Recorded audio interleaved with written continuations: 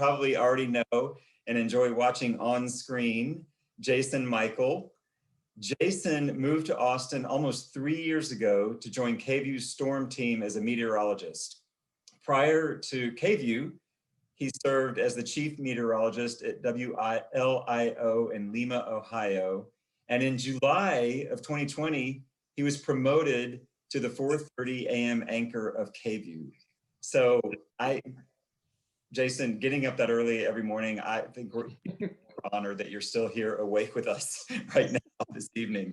So thank you for being here to introduce our rock star panelists and to lead this really important discussion. Thanks again, everybody, for being here. It's great to see you. Thank you, David. Thank you so much for kicking things off, guys. I am so very excited. This is truly an honor for me to be a part of this panel that we're having tonight, to moderate it. David, you opened it up so well, my friend. And it's a tough act to follow. You're saying you got another event for tonight.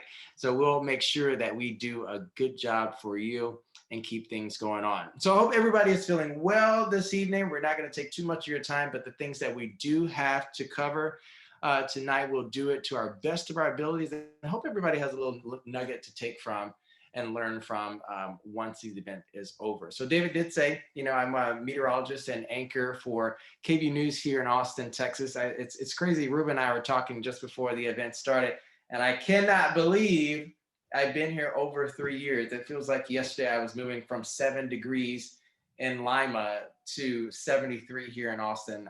Albeit though, we were at like 7 degrees, maybe like 3-4 weeks ago. So I'm not going to forecast that anytime soon, so you don't have to worry about that. Some of the things that I'm really passionate about is certainly our community, racial issues, our LGBTQ plus communities, our underprivileged, our underserved community. So I always kind of operate by the saying, you know, too much to give in, too much is also required. So I want to make sure that everyone has a voice to be heard tonight. And again, that we just take away something from one another to kind of help propel our community forward. So United Way is, of course, hosting this conversation because their work is rooted in creating an Austin that works for everybody, not just one, but for everybody. So we don't want to shy away from hard conversations that we'll have tonight and the ugly truth. We want to invite our community to dialogue with us so that we can have better understand and interrupt inequitable systems and also patterns which prevent our community from reaching its full potential. And I know everybody on here will agree with me on that we want Austin to be better. We want Austin to be at its best. So we're deeply resolved to elevate our voices and all of our voices and create more equitable, inclusive community. So tonight we have 3 illustrious people that I want to introduce to you guys. Many of you may know them. First of which is Rubén Cantú. Rubén is a first-generation college graduate raised in East Austin as the son of immigrants. He holds a BS, a Bachelor's of Science in Radio, TV, Film from Moody College of Communications, and a Master's in Technology Commercialization from Macomb School of Business, both from, of course, UT Austin. Rubén's founded various startups as a social entrepreneur. His ambitions are focused on establishing a platform through media and entrepreneurship that allows society to reflect on its condition and spur progressive change. He currently serves as the Director of Inclusive Innovation and Entrepreneurship at the University of Texas, Austin, and he graduated from Leadership Austin's Essential Class of 2014. Rubén was nominated as Entrepreneur of the Year for Austin Under 40 in 2015. He's also nominated for Changemaker of the Year in 2016 by the Austin Young Chamber. Rubén was recognized as the 2018 Glenn Barngart Award for Visionary and Community Engagement at UT Tower Awards. And as an international bilingual speaker and trainer on startups and social innovation, he is helping shift the focus to triple bottom line economics. When he's not working, which doesn't seem like it is often, he focuses on being a bridge between local community and international issues that break barriers and foster peace and prosperity. He's also an avid music lover, like I am, and a Jeopardy enthusiast. So I'm sure he can answer all those hard questions. Everybody give it up for Rubén. All right, next up, the beautiful, the astounding Brianna Jenkins. Given the title, quote, the love child of Oprah, Beyonce, and Michelle Obama. Diversity. All fierce people, my goodness.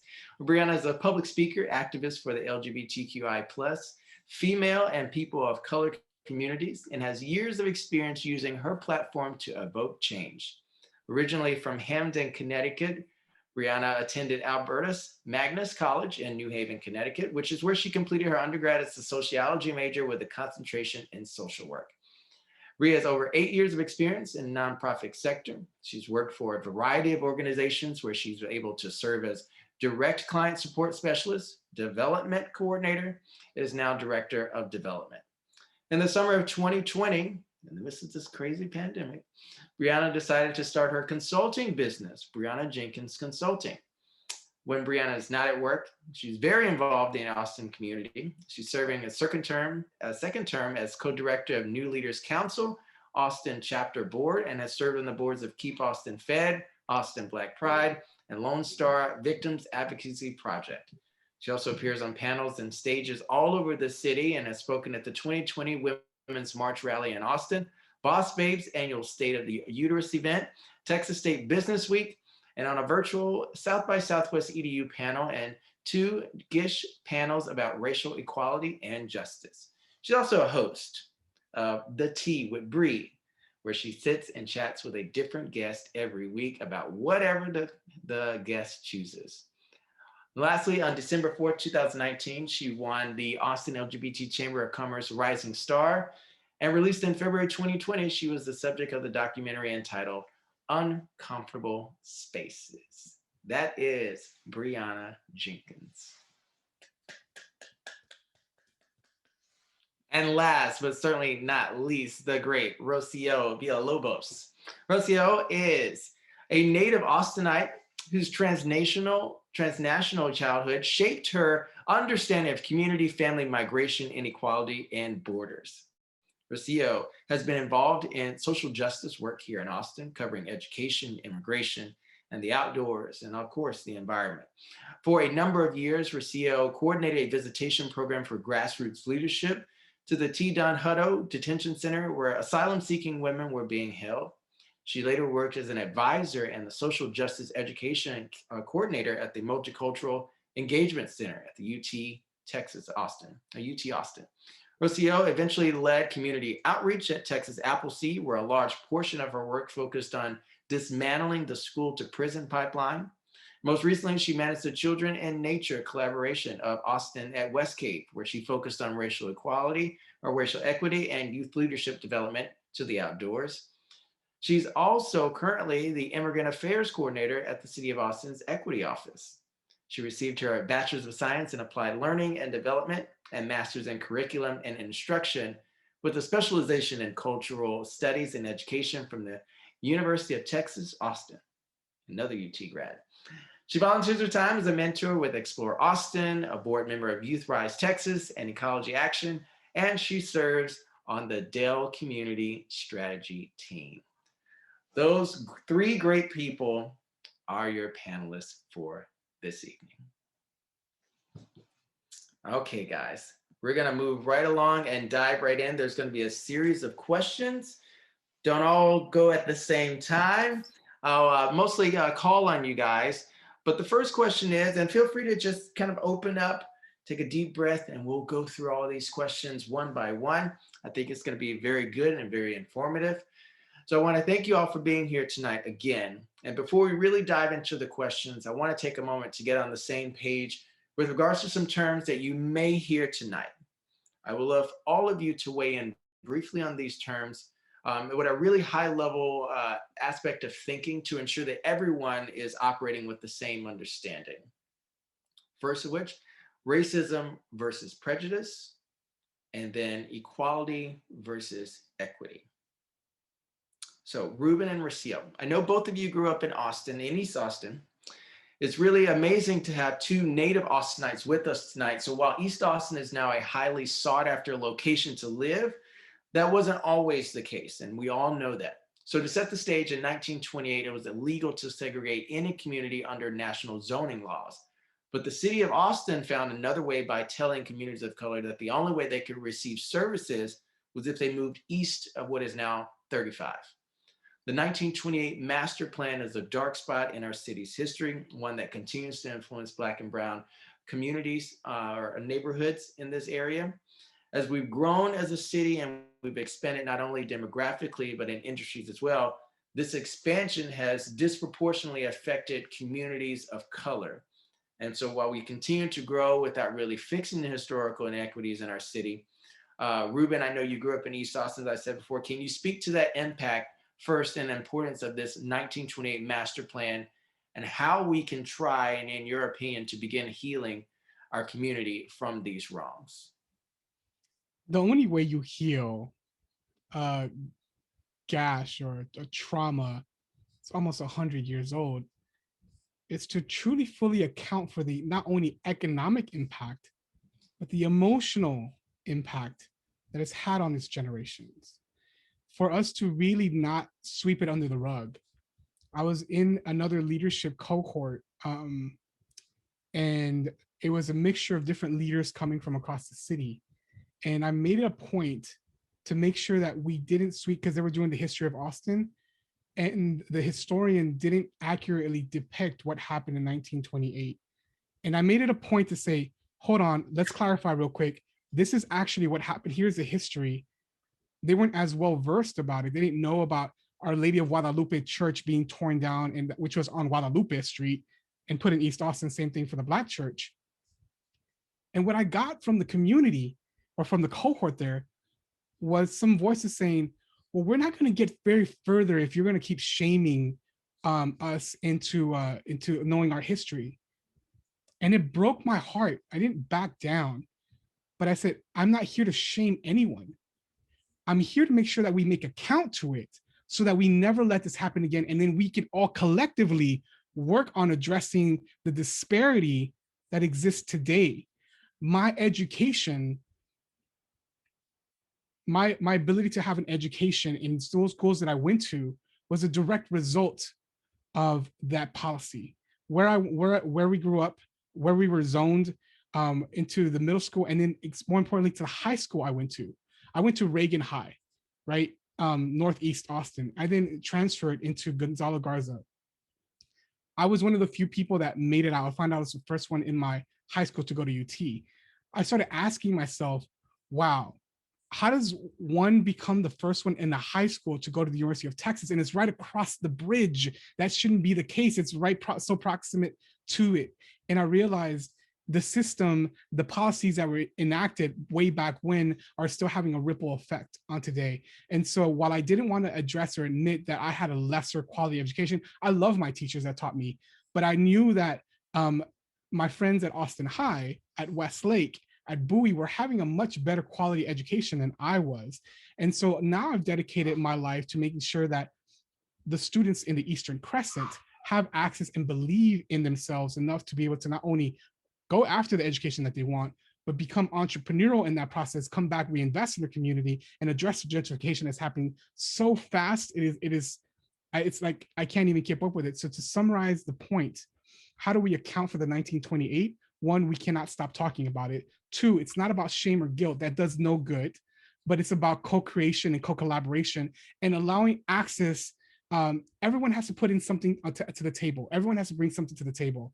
And if you have social capital, if you have resources, if you want to really address the disparity, we have to really account for what we can all contribute. I'm contributing my social network, my capital to our community to figure out how we can bridge gaps. But a lot of us will sit back on the sidelines and just watch the thing happen, knowing that we have the ability and the resources to make a difference, but we're scared. I'm inviting you to let go of that fear. If you have resources, if you have privilege, if you have access to power, to go ahead and put it on the line, because it's not going to get better by you staying on the sidelines. It's going to get better when you actually speak up and use your voice for change. Keeping that conversation going, Rubén, as you said, collaborating, bringing up those resources, utilizing your capital, and not being afraid to have that conversation and having that awareness and bridging those gaps. Rocío, your thoughts? Sure. And I'd actually like to go back to kind of the first question of sorts that was posed around distinguishing between terms, because I think it's helpful when we're having these conversations. And so often I hear people talk about racism as an interpersonal issue, but it's much larger than that. And I think the definitions that the People's Institute for Survival and Beyond utilize when they're distinguishing between racism and prejudice are incredibly helpful. You know, prejudice is a bias. You're prejudging, you're making a prejudgment, and that can be positive or negative. Racism, as is defined by the People's Institute, is race, prejudice, and power. So you have a prejudice against someone because of their race, and you have the power to affect their quality of life outcomes based on that bias. And for me, I think that definition of racism is incredibly useful because it addresses the way in which racism is baked into our systems and institutions. And because of that, they continue to produce racist outcomes. Our office leads with race. So when we talk about equity, we're talking about racial equity, because race continues to be the primary predictor of quality of life outcomes. And so the way that we describe or define racial equity is the condition where race no longer predicts your quality of life outcomes. You know, there's a 10 to 12 year difference in life expectancy when you're looking at certain parts of East Austin versus West Austin. The neighborhood that I grew up in was right next to where the oil tank farms were located at the intersection of Airport and Springdale. So when you think about in neighborhoods like that were exposed to highly carcinogenic, toxic materials that were in the soil, in the water, and you think about areas in the city that have been protected on top of the other protections that existed because of their proximity to whiteness and the way that those communities were favored over sections of East Austin, you really see the way in which the history that's related to the 1928 master plan, that's related to, you know, whose bodies and which people we value affect our outcomes across the board. And so I think, you know, when we're kind of going back to the People's Institute, you know, when I first attended my first Undoing Racism training facilitated by the People's Institute, they asked a question. And when I heard that question for the first time, it really stayed with me. And that question is, why are people poor? And when people first begin to answer that question, a lot of the reasons are focused on the individual. And in some cases, they blame the individual. So they say things like people weren't interested in education, or there was a lack of access to individual opportunity.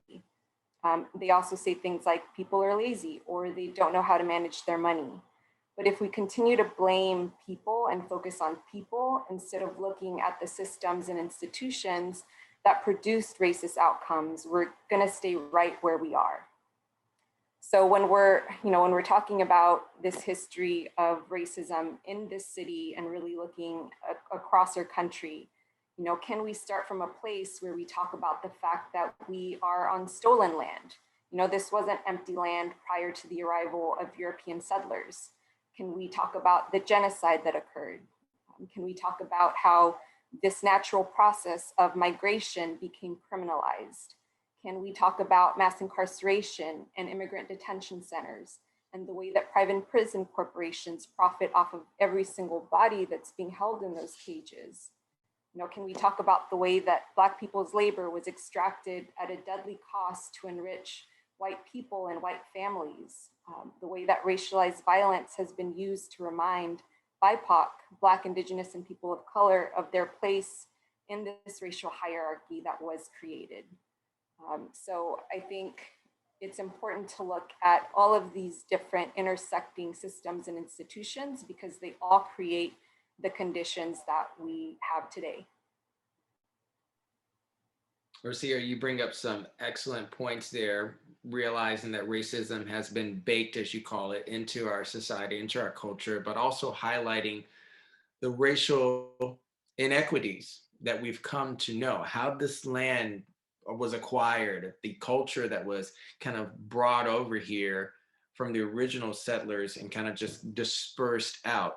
Also, you highlighted outside influences when we look at, you know, the quote or the question, why are people poor? Well, are we looking at the person? Are we looking at their circumstances? Or are we looking at the culture that they've been enveloped in? Financial understanding, work ethic, untrue views of the person and what their lifestyle and what their life has been from inception through adolescence, through young adulthood, through older adulthood. So highlighting those things. Very good, very good. So we also want to spend a little bit of time today focusing on what's happening in our community. Brianna, over to you. I would love to hear your thoughts, my friend, on how poverty and systemic racism are intertwined and examples that you see now within our community. Yeah, I mean, to even touch back on what Rubén and Rocío were just saying, like redlining the history of housing, especially when we look at the civil rights movement too, right? Like making sure Black families could only purchase in one part of town, and telling white families, you know, if you move here, your property is going to be worth less because a Black family lives in the same neighborhood. But then if we switch over to Austin as a city, I think a lot of folks, I mean, heck, we all love Austin. It's a great place to live. We see Austin as this liberal, progressive, accepting place, but I've been reminding people that liberal and progressive does not mean anti-racist. And we see that right now in how 32% of folks experiencing homelessness in Austin are Black, but yet the Black population in Austin's only 8%. So let's look at that math and how that breaks down. We see this with gentrification. A lot of the Black population that was in Austin has now moved out. It is in Round Rock and Buda and Pflugerville and surrounding towns that are not as expensive. And we see this with poverty. Right now, I was reading on United Way's website that like 1 in 10 families are living in poverty here in Austin. Think about that. Like 1 out of 10 of every one of your friends or their families that you know is living in poverty, paycheck to paycheck, wondering whether they're going to be able to pay their electric bill. I mean, we just went through a huge storm, right? And we have seen the cost that's associated with that, from losing housing to not being able to afford housing. And I always tell people, as a person who worked with folks experiencing homelessness, we are all one medical bill, one natural disaster, one incident away from experiencing homelessness ourselves. I think a lot of people think that folks who are experiencing homelessness, it's the life that they have chosen. No one would choose to be ridiculed and to have a life of not knowing when you're going to be safe. And think of how much access comes when you have housing. You can't get a job without having an address down, right? You have nowhere to shower, you have nowhere to get ready, you don't know where you're going to sleep at night. So there's just so many systems in place when we talk about systematic racism, of how we are constantly not setting up populations, particularly marginalized groups, as a country, how we continue to fail them between the healthcare system, the job market, education. Education is still not accessible, like Rubén was saying. You can go to a school that is 10 miles up the road from another school and it'd be a completely different curriculum, a completely different situation. You'll have one school, those two schools can look very different, demographically based. The amount of policing or SROs or the security guards in the schools, and how we have a lot of policing going on in our schools and what that means for students of color. The school to prison pipeline, there's just so many systems in place that constantly keep people of color in places where they quote belong. And a lot of folks don't want to have that uncomfortable conversation. But yeah, those are the ones that come to my mind when I first hear about systematic racism.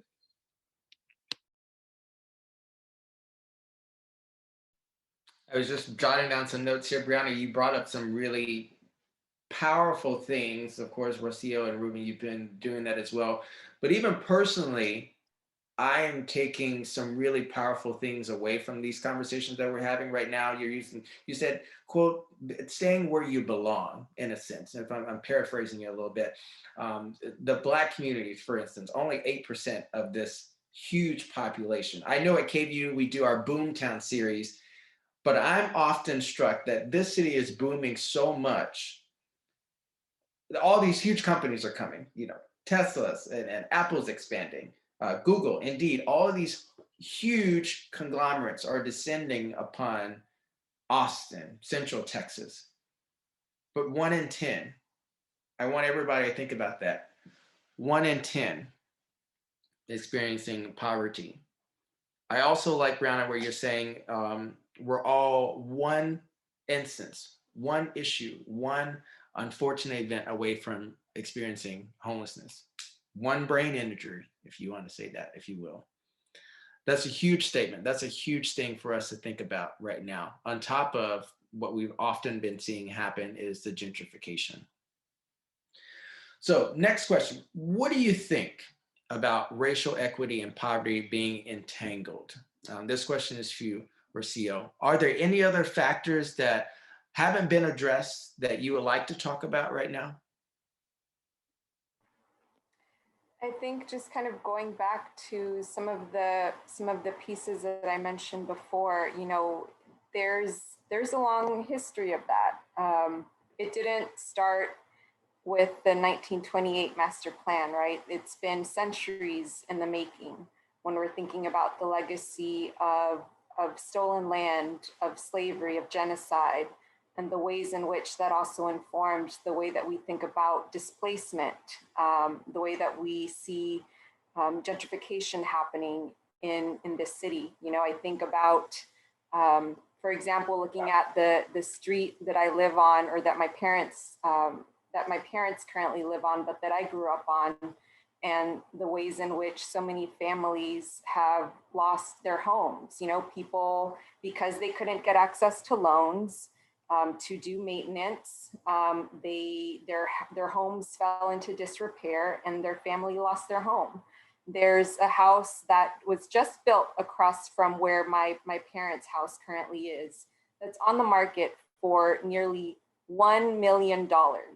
And 2 houses down is a house that is barely holding on.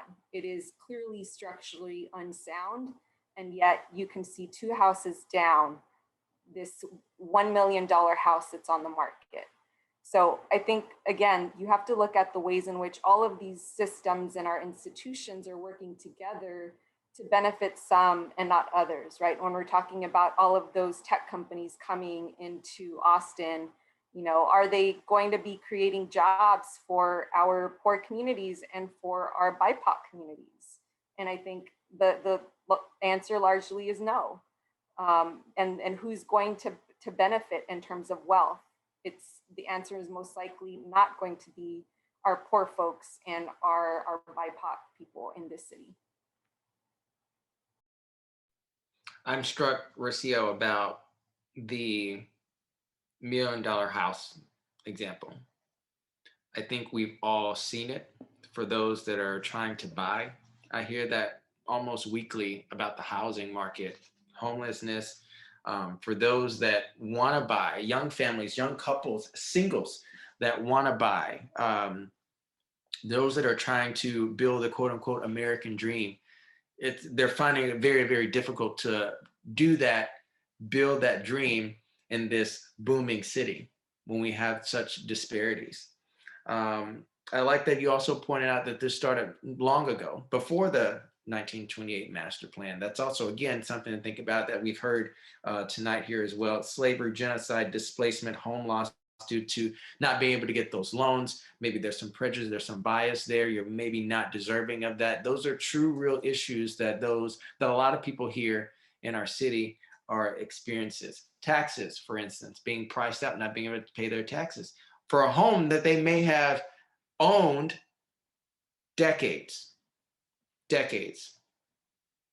This is the final question, and I want to hear from all of you and also elaborate on something that we may or may not cover and something you may have thought about as the night have gone on. You have a full room here of emerging leaders. So I want you guys to tell us, each of you tell us, what do you think we can do? How can we use our time? How can we use our platform, our talents, our skills, our knowledge, our connections? How can we use all of those things and how to treasure to build a more inclusive and equitable Austin? Brianna, I'll start with you. I knew that was coming. I was going to be first. I often tell people, like, you're going to have to get uncomfortable. And I think a lot of people are terrified to sit in discomfort.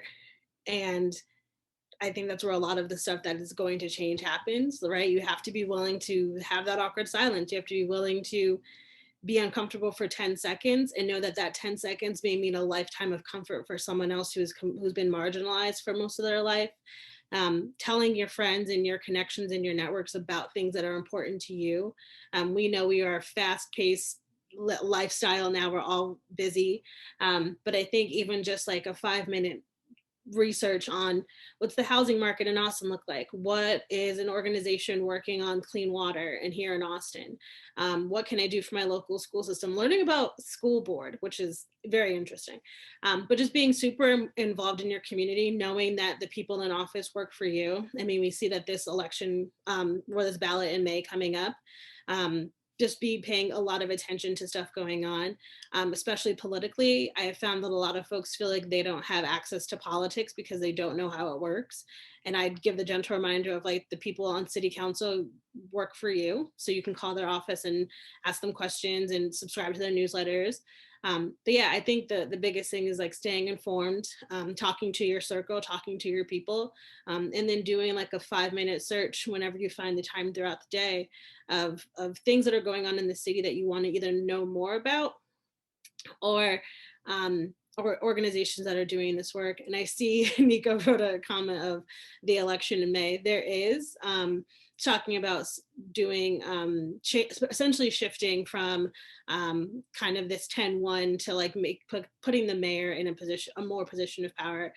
My brain is fried, so I can't think of what it's called right now, but Google it. Perfect example. There are resources. Thank you, strong mayor. There are resources out there. There are folks who are on the ground doing this work to trying to make that information more accessible to you.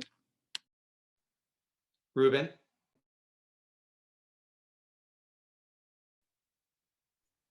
Thank you. This is a two-part answer. For my BIPOC community, in your position of power, and you've thought about this probably, I break down things in 3 sectors. The first sector is education. And I don't just mean to traditional academic education, and some people can get access to that. Some people, haven't had the luxury or the privilege to be able to access these higher institutions of learning. But education is key and central to our awakening and understanding how systems work. And so at every push and point we can, stressing the ability for us to educate ourselves in understanding systems and how to leverage systems and how to influence them so that they build more equity. Number 2, as we build more education, we also put it into practice. One of those areas and realms that are put into practice is the economy, and specifically my realm in entrepreneurship. The more we can spur small business development, the more we can inspire young BIPOC people to create industry in tech and high growth industries, the more we have an ability to also have a seat at the table, and more importantly, create our own table so that we can actually help influence the direction and the shape of what we want for our lives and our families and our generation. And finally, as we leverage those 2 things, the third one comes, not want to say by default, but it naturally arises because this is where all decisions are made, and that's political power. We are now seeing an increase in surge of BIPOC voter turnout, and it is actually scaring the system. But I would ask us not to let up and to continue to encourage and educate people about their civic duty to be part of this country and have their voices heard. So BIPOC community really focusing on 3 areas: education, entrepreneurship and business economy, and political influence. This is how we start shaping the landscape so it becomes more equitable. For a non-BIPOC, for our global minority folks, those who are identified in white bodies who have maybe access to particular systems that they can influence, becoming a real advocate and practitioner of anti-racism work and working in alliance and co-conspiratorship. And what I mean by co-conspiratorship is that you're taking lead from BIPOC leaders, asking what they want, not coming in, I know the answer, let me tell you how to fix things. So hold on, chill, we've been doing this for a little bit. Let's figure out how to co-create together. Yes, we could use your help. You have resources there. Great. What do you have? How can we leverage it? How can we make sure that we're equitable? It is not about one side being more than the other. What we really want to do is work for parity. And that is how we do it. So working and continuing to work on anti-racism work. And then 2, co-conspiratorship. How are you showing up and putting your cards on the table and letting them be used so we can collectively work for equity? It's not going to be comfortable, but we know it's needed. Thank you. Rocío, your thoughts, my friend. Sure, and I echo a lot of the things that both Brianna and Rubén have mentioned. I think ultimately, I think it's important for people to connect with what they're passionate about, become a student of history, and use that passion and awareness of history to push for change within your field, whatever that may be. A friend of mine loves to say, get in where you fit in, which is, I love kind of figuring out again what you're passionate about, what you're good in, and how you can utilize that to do important work within your field of work. I think it's also important to connect with people who share that passion, because I see this as life's work. Racial equity is a lifelong commitment, and there's always more to learn. And I believe that having those deep and meaningful relationships are how we can create change. You guys brought about some wonderful things. First, with Brianna saying, get uncomfortable. A lot of times we have to be uncomfortable. And I always say, be ready to have the difficult conversation, personally, professionally, in your religious groups, in your classroom, with your family members, doesn't matter. Get uncomfortable. Be ready to have those difficult conversations, because truly, sometimes that is the only way people can learn. That is the only way we can move forward. Connecting with others about your passions, things, organizations, things that are important to you, people and cultures that are important to you.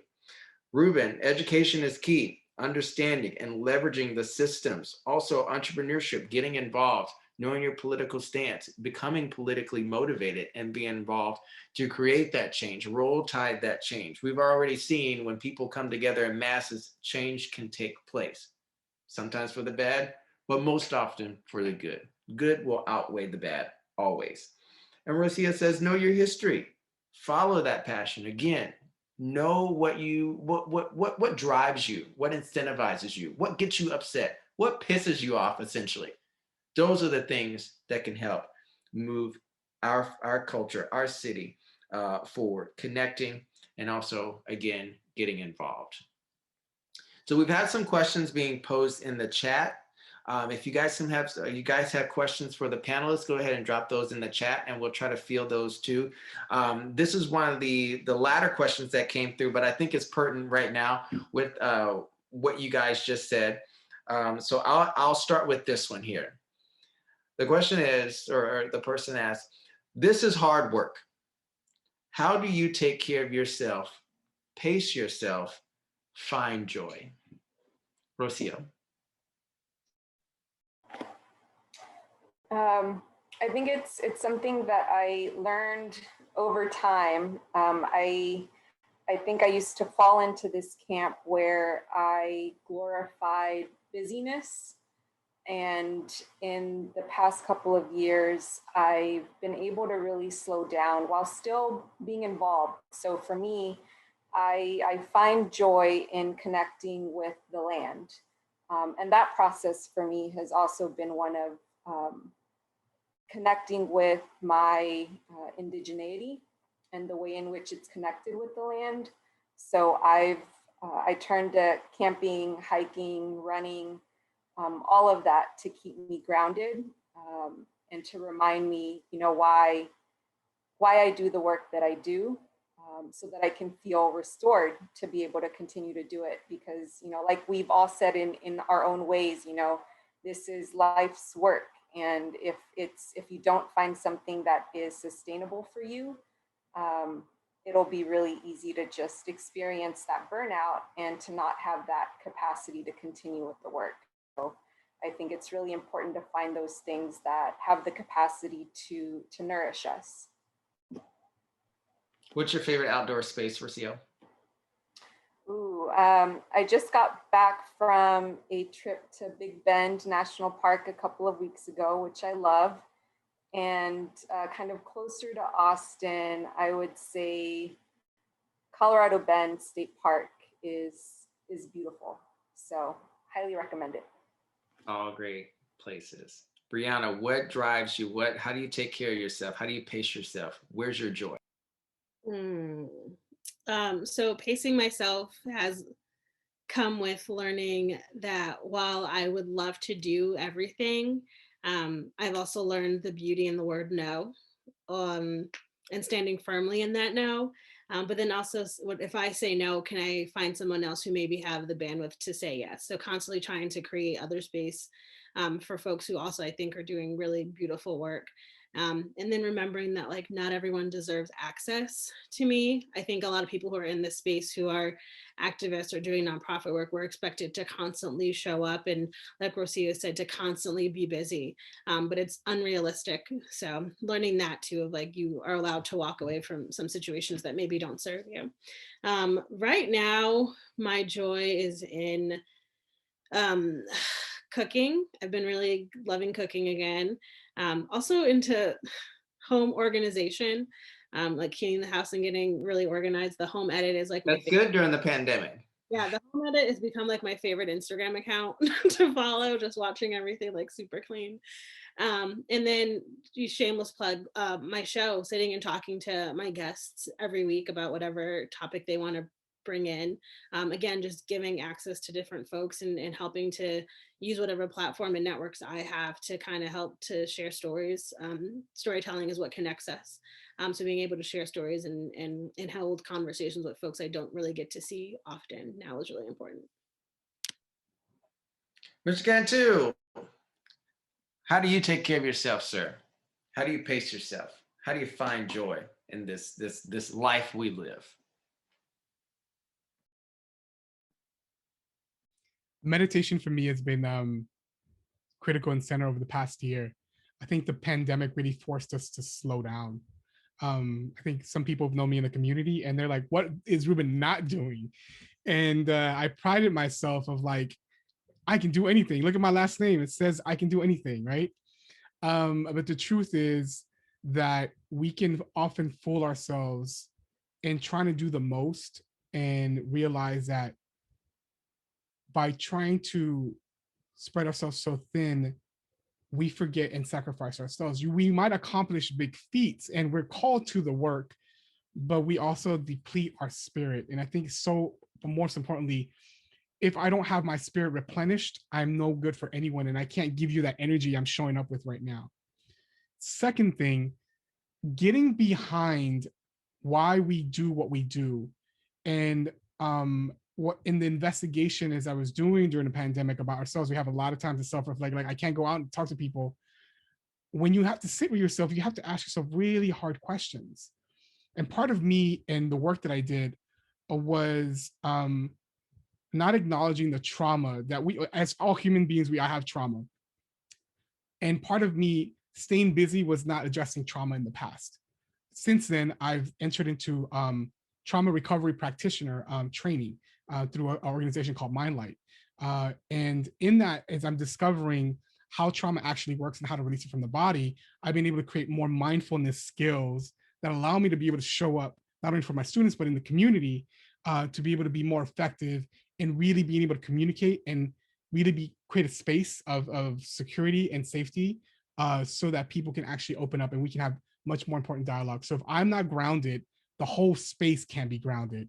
And that's one of the things that we had to like implement and apply specifically during Snowstorm Uri. And Rocío was witness to that, where we brought a coalition of many organizations all rallying together to address the biggest needs in our community. And holding a space of being grounded and being mindful is so critical to that. So I want to thank all the people who stepped in to help support that storm and those who sat with me and helped me realize why I was being so busy. So now I can sit down and be more mindful. Mindfulness, getting in touch with the land, nature, getting out, breathing in and out, realizing the power of no. There is power in the word no, but also realizing If there's a no, maybe there's an avenue for a yes. Addressing the hurts, pains, traumas of the past, meditating in an effort to be present, to be more engaging, and also finding that pathway forward. All great things, my friends. Next question is, what is one thing you wish individuals, organizations started in their anti-racism journey understood? Let's start with you, Rubén. This journey is going to be hard, even for a BIPOC person. Just, you know, how does that phrase go? Not all skinfolk or kinfolk kind of thing. We all have been swimming in white supremacy from the get-go, from us trying to strive to be the richest person or a successful person, or whatever the definition of success is for you, to how we navigate and have conversations with each other. And so the biggest thing that I would encourage people to do as they enter into this path of anti-racism is beyond being uncomfortable, is allow yourself the grace that you need to learn, and then be present to what is showing up, because there's some things that are going to be said to you or presented to you that are not going to jive with the way that you've honestly thought about the world. Even if you're a BIPOC person, and it's going to cause you to reevaluate the whole world again. And your decision is whether you're going to move into that space of uncomfortableness and make a shift so that you can open up equity for more people, or are you going to stay where you're at and the change doesn't happen, not within you or the generations that you can influence. Brianna? You're going to get things wrong. I think we are also afraid of being wrong. We are also afraid of making people, we're also afraid of the impact we're going to have if it's a negative impact. So I tell people all the time, like in my full-time job, I do fundraising for AJC, and my part-time job, I do DEI work. And I'm still constantly learning. I'm a Black person in this country, and I'm still going to offend other people of color. I'm going to have moments where I'm ableist, where I make off-colored inappropriate comments that I don't mean to make, but it's your intention and your impact are two very different things. And I want to set that tone of like, you're going to get things wrong. You're going to have to backtrack and apologize and continue to learn, like Rubén said. But then folks who want to be allies as well, you like listening, but then also listening and not wanting to be babied. And I don't want that to sound hard, but a lot of people who are allies, who have been allies, who are starting out as allies, who are thinking about becoming allies, you're going to get exhausted. But remember that these marginalized folks have been exhausted forever. We have been tired. We're going to always be tired. And while we love that you're on this journey with us, this is one thing we can't baby you through. You're going to have to learn how to sort of self-soothe and figure it out and be in the trenches with us. But I promise you this work is worth it. You are joining a group of folks who are going to be in the thick of it with you. Don't give up. Don't be afraid. And know that your voice and your actions matter. Rocío? Yeah, I absolutely echo what they've both shared. And, you know, I think so one of the things that I really appreciate about the framing of Undoing Racism and the People's Institute is that they really go into the ways in which everybody has been harmed by white supremacy, right? It's not just about the damage and the cost to our BIPOC folks, but also to white people.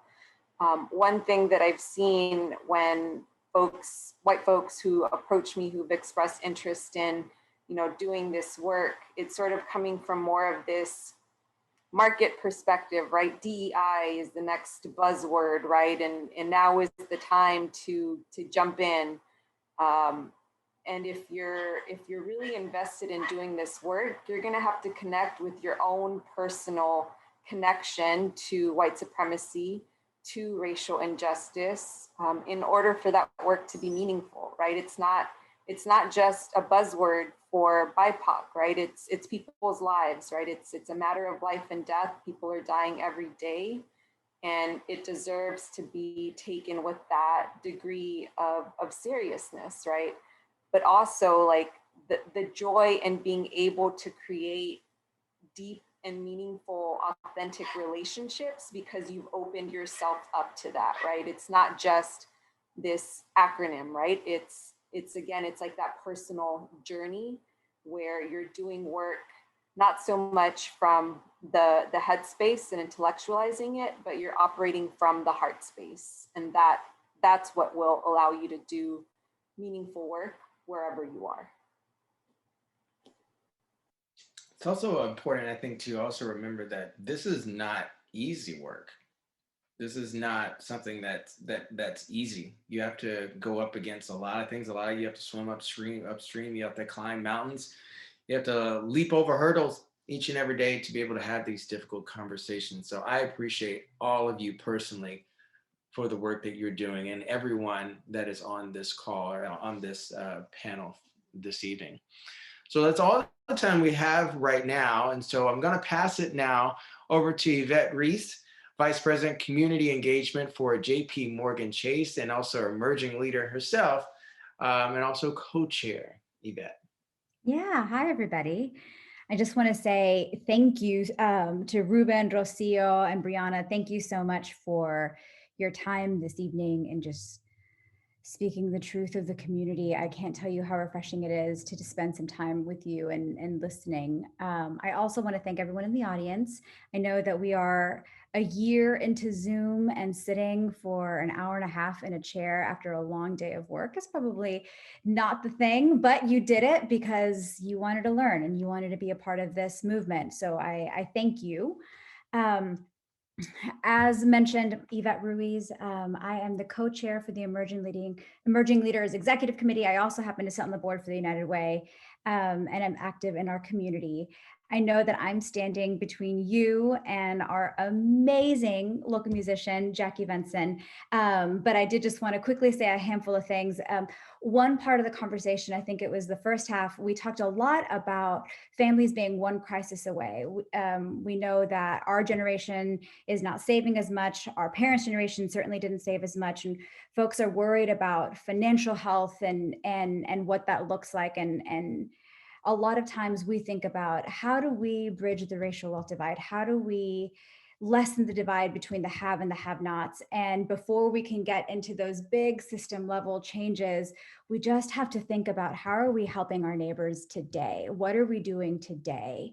And I'm proud to say that United Way does a lot of this work on the ground via the community grants, but also through our 2Gen work, through our financial health work, supporting children education. This is something that United Way does for everyone who calls Austin home, regardless of where they come from. And I will give a quick shout out to all of the emerging leaders who are on the committee, who are here. Thank you so much for your personal donation of time, talent, and treasure, all the things to show up for our community. So if you are interested in making a donation to the United Way, I certainly encourage it. I know that Jennifer Woods, who manages this program, is here to field any questions, but just wanted to do a quick shout out for the work that we're doing here programmatically, as our mission is absolutely to fight poverty, and we link arms with you and the community leaders who are shedding light and what the best solutions are. I think what I heard Rubén say so loudly was co-conspiratorship means not coming to the table with an idea on how to fix people, right? You got to listen, and you got to listen good, and hear for what is already working, that is a community-driven solution versus other-based. So again, I just really enjoyed this conversation. So thank you so much. We can't do this work without you. I appreciate all of the insights that I was able to get today. I hope others feel the same way.